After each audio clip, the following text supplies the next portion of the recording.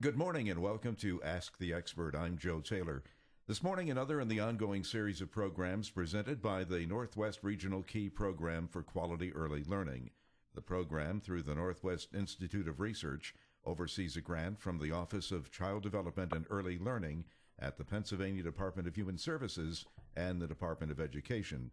The goal of the program is to improve the outcomes for young children as they prepare for school. John Poza from the Pennsylvania Key is the host of the program and is with us throughout the series. And John, good morning. And who do we have on the line? And I think it's a long line this morning. Yes, right? It is, Joe. Good morning. This morning we have Dana Winters.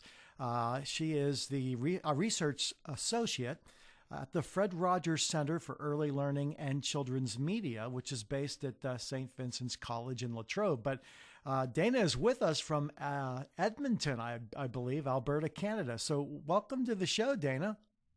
Thank you so much for having me.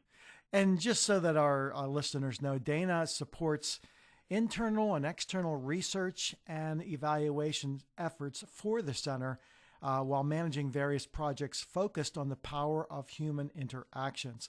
And if I may say so, I heard you speak not too long ago at a symposium at the University of Pittsburgh at Bradford, and you were one of the keynote speakers. And I was really taken by your subject that you talked about, the importance of children growing and learning through relationships. That is so important, especially for the social, emotional component for children in being ready for school, is it not? It absolutely is, John. And I think it's so timely right now, too, when we're faced with the daily stresses of making sure that standards are met and that curriculum is kept. It's important to get back to the root and to remember that we're growing little human beings, and that the best way for them to grow and to succeed and to thrive is through these relationships that we can build with them. Right. And I know your research, a lot of your research focuses on the role specifically of families, not only families, but the communities that they live in, and the true adult-child interaction in education, and specifically in childcare centers and settings. And of course, Fred, which was so instrumental in this, in working with children and families and making sure that they're growing up with the developmental skills that they need to be successful in life. Yes. Yeah. One of the things that you do in the University of, at Latrobe is, I know that you work a lot in your research with community organizations, and also what's some of the things that you're currently working on, just to give us a little glimpse of that.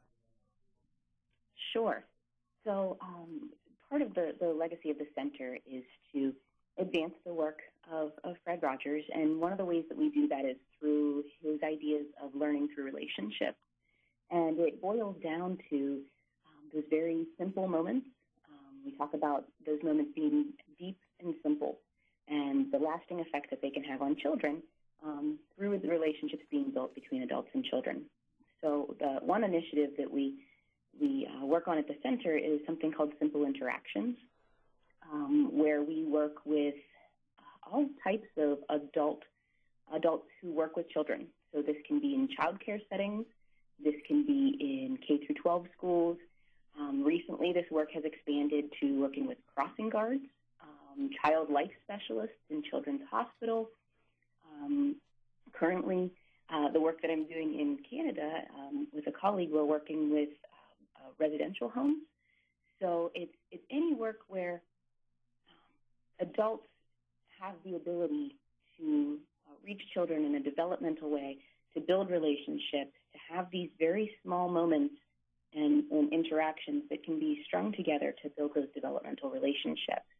So the work that we do is in enhancing that and showing those adults that the work they're doing is so important, and that although the days may be long and sometimes the stresses may be great, the work that they're doing at the foundation of building these relationships with young people is so vitally important, and that they're doing well and they can continue to do it in intentional ways. I'm always interested in the relationship of the development of research and techniques and then into the application in real world situations. So what are some of the specific techniques that have been found to be successful in children growing and learning through relationships? And then are they passed along to, or how are they, hopefully they are, to educators to be used in classroom or early learning situations? So the work that we do in trying to communicate this to educators and to others who work with children is in showing them their own practice. I think that the relationships, the interactions that they're having with children are something that they know is foundationally important, but that they don't know how well they're doing. Right. So in simple interactions, we go into classrooms, we go into, we film on street corners for crossing guards, and we capture those very simple interactions that they're having with children. We show them their own practice and the great strengths that they have. And we use various lenses to look at these and to see connection and to see participation of children with adults in showing them that they're doing very well. And that they may not remember. It's more of a reminder, a trigger for them to say, oh, you know what, I am doing this well. I am interacting well. And while I may have had a lesson that didn't go so well last week, I'm still affecting these young people in a very important way. So we make it very tangible for them, something that they can see in themselves, that they can see in their peers, and coming from a place of strength to promote this on a minute-by-minute, day-by-day basis for them. That is so great. And just out of curiosity, when you do this research and you're working with these folks, I'll just take the case of the crossing guard. So are you actually are you videoing the interaction that crossing guard is having with the children as they approach crossing the street? And then do you look at it to see how that interaction went? Yes. So we'll film, and we try to capture the adult, the child, and whatever activity they're doing. So in this case, a little bit different from our education settings, but we would capture them standing at the bus stop, speaking with the crossing guard, or crossing the street, and then we come back. We watch the film ourselves. We pick really great moments, and we share those in learning sessions with the crossing guards as a kind of a community of learning, right, if you will. So they're able to share their own practices with each other, share their own learning, and to see the great work that they're doing. So it varies by context, but it's all about showing them what they're doing very naturally that they may not even realize that they're doing. That is so neat. I can't help but think that the primary importance of that is that it's making those folks conscious. And the more that they are conscious of their interactions with those children, it reinforces, how they should be interacting with those children, and the children obviously benefit from it. And they're getting that feedback, and they're also getting that feedback on how they did. That is just wonderful stuff. How far-reaching in your research have you taken it? I know you've talked about primarily crossing guards and people that would typically maybe interact with children in a school setting or in a setting where you would normally see children. Have you taken it sort of beyond the school-based setting and beyond parents in the homes and to other areas? We have. So the work originated, Dr. Zhenlei Li from the center originated the work in Chinese orphanages, in rural orphanages in China. So it has grown from there, and in Pittsburgh really took root in urban early childhood settings, and then has expanded into K-12 settings in both urban and rural areas, and then to crossing guards. I just recently wrapped up a project with Children's Hospital, working with child life specialists there and the work that they do with children. And it continues to grow into other contexts. I think something that it is really unique about the perspective is that interactions are not limited to formal settings. With crossing guards, we talk about very informal, very brief conversations that are part of those moments that are strung together to build those developmental relationships. So it's an approach and it's an idea that can be just universal anywhere that adults and children are working together to build these relationships and to get along. I wonder if you could talk about the challenges being faced by teachers and childcare providers, and I guess even crossing guards. They're doing positive interaction with the kids, but the challenge faced in overcoming negative conditioning from families and even from communities. I mean, you're doing such great work, trying to do such great work, but then there are these negative forces. That's got to be a heck of a challenge. It sure can be. We find that, unfortunately, when we look at rating quality or evaluations of how well these individuals are doing, that it's very standardized, it's very quantifiable, it's meeting the checklist of what is deemed to be important in their positions, and often the idea of interactions doesn't really enter into the equation, or if it does so on a very small scale. And what we do is knock against that notion a bit, that all of those standards that are set, all of those ideas of quality really are hollow and really don't work unless you have that foundation of a relationship between the adult and the child that adult is serving. That the active ingredient, if you will, is that relationship, is that interaction, and that is the foundation on which all of the standards, the curriculum, the safety measures, that everything can thrive. And without that active ingredient, we're not going to see that those check boxes be accomplished. Absolutely. And getting back to Fred and Fred Rogers' legacy, it's true, is it not, that he left somewhat of a different legacy for each individual person and how they took in what he was practicing and setting as an example.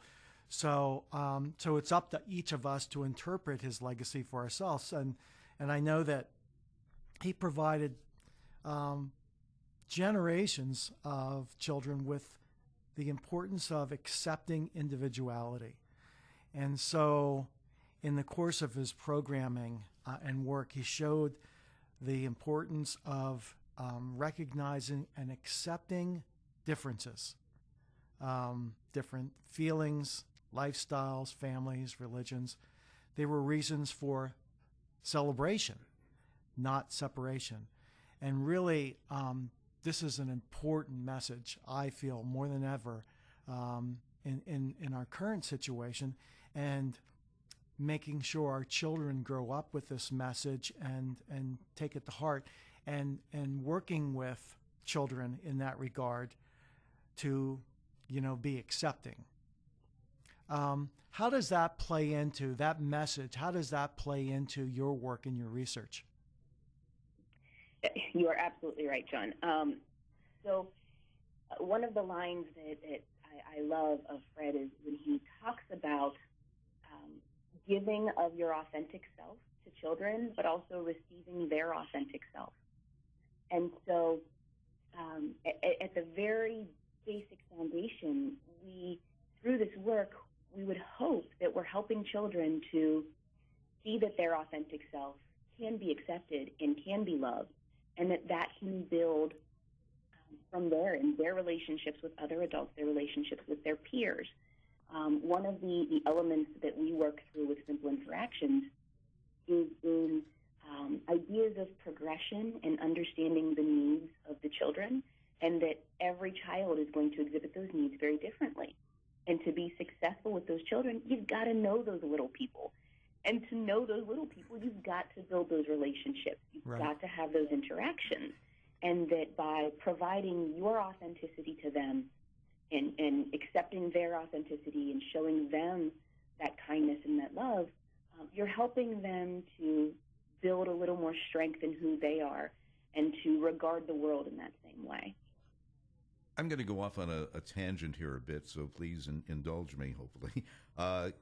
Given the name Fred Rogers Center, and that Fred testified in Congress about the importance of public television, what is your feeling regarding the administration's proposed budget that zeroes out the Corporation for Public Broadcasting, which provides so much great programming, not only Fred's former programming, but Sesame Street and the other projects?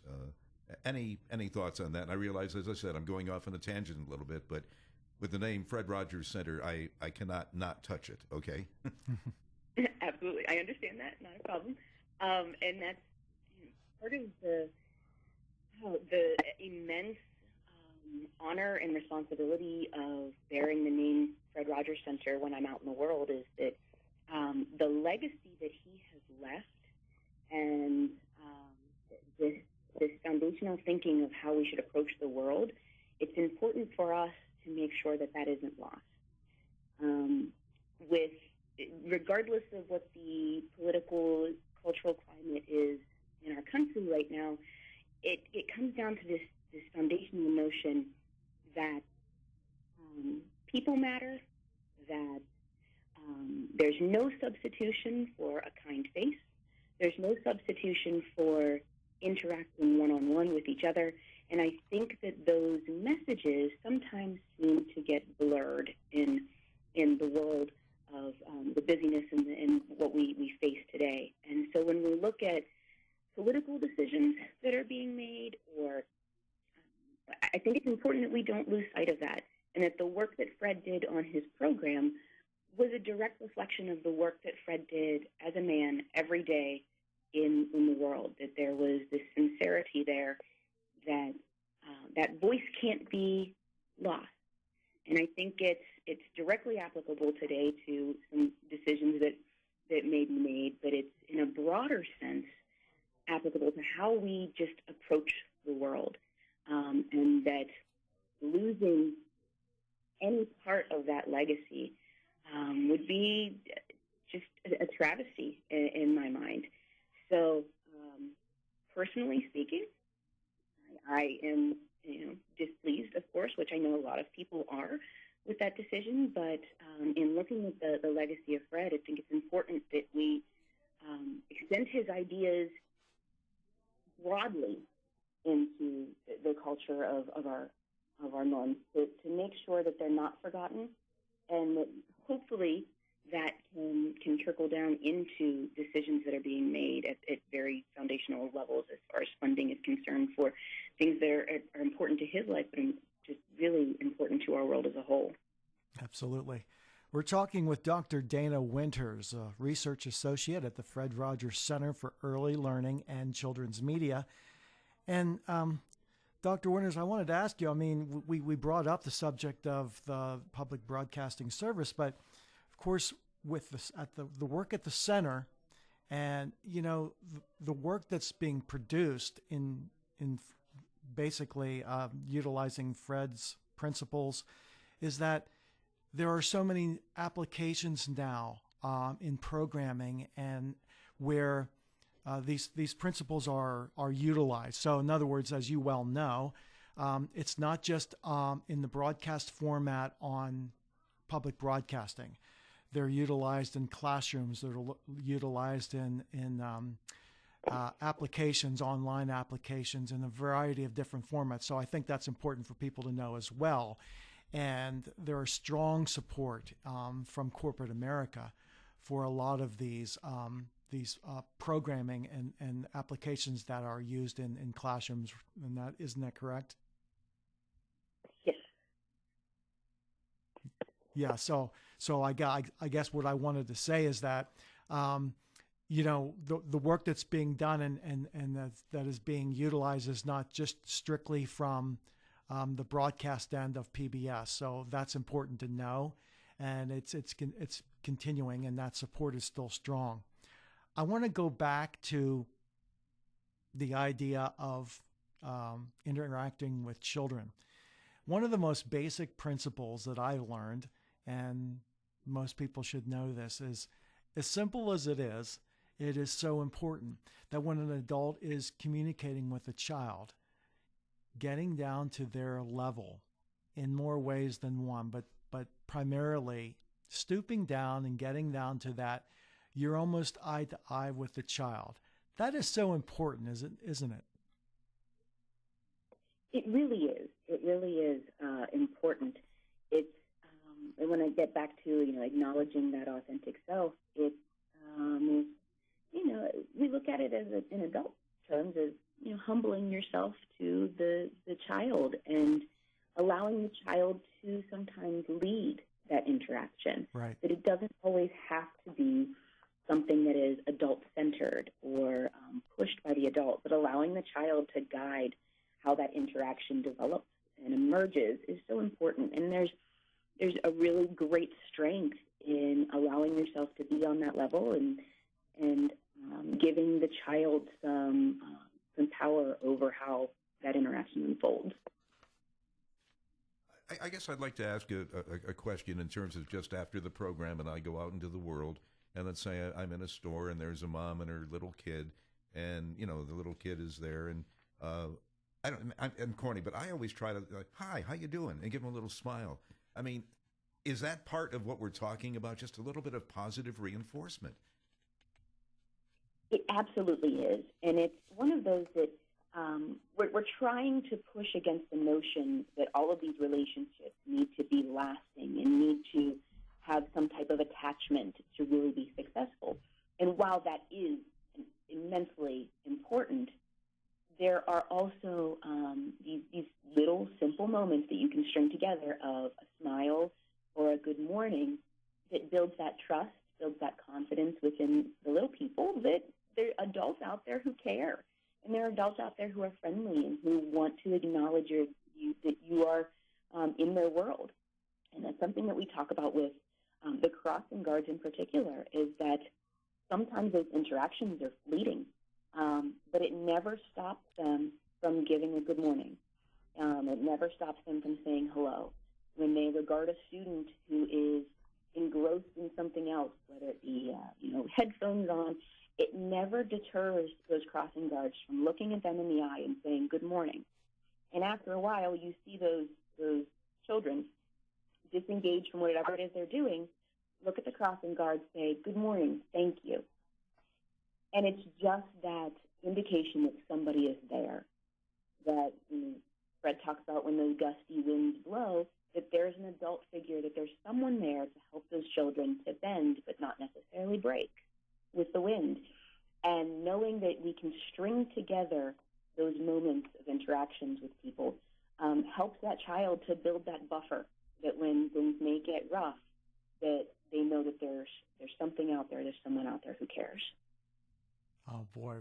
So well said. So well said. We only have a minute left, Dr. Winters, but I just wanted to mention three things and mention Hedda Sherpin, who would work with Fred very closely, and she's also with the Fred Rogers Center.